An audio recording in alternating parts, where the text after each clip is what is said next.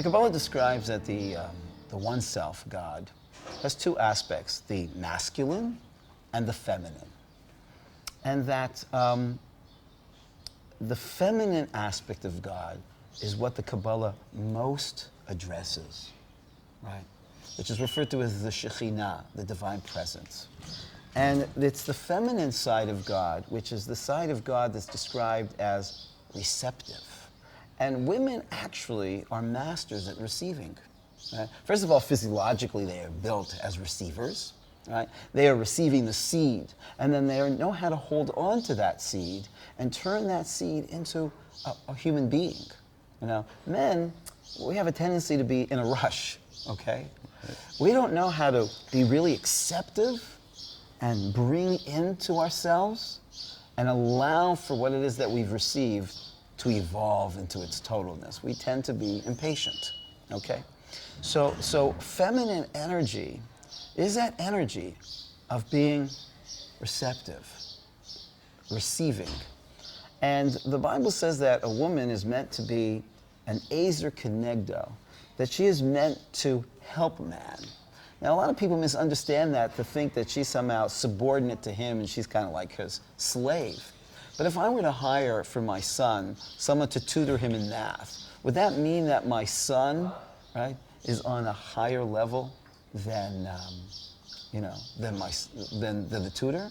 No. For sure not. Right. So what actually our tradition teaches is that the teachings, women have a more intuitive knowledge of the truth of oneness more than men. For instance, the Torah teaches that a man has a command to get married.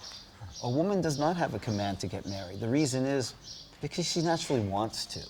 She doesn't need someone to tell her what to do. Right. That's why women don't have as many commandments, not because she is less than man. She doesn't need to be told to do these things because she has a much more natural understanding of wanting to do these things.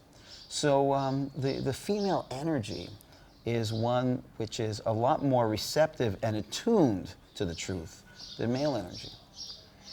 So how does that tie into where we are in the world today? And is there a connection between Kabbalah on the eve again of well, not Kabbalah, but on history? We're getting close to that moment. Is there a consistency then that the fact that there's been a revolution in the world for women's rights, at the same time we're getting closer to this end point?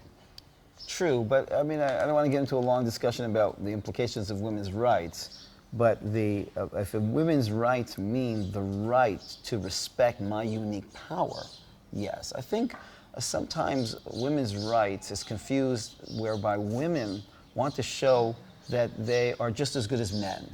And I personally believe that undermines their point, because then you've made men as your standard, right? So now you basically went around and you just contradicted yourself. Men should not be your standard, right? A woman has a unique power that a man doesn't have, and a man has a unique power that a woman doesn't have, and we're supposed to work together. Right? And everybody recognize what they contribute to the total self. So yes, I think this awakening to self-worth and an appreciation of that I deserve to feel respected, absolutely.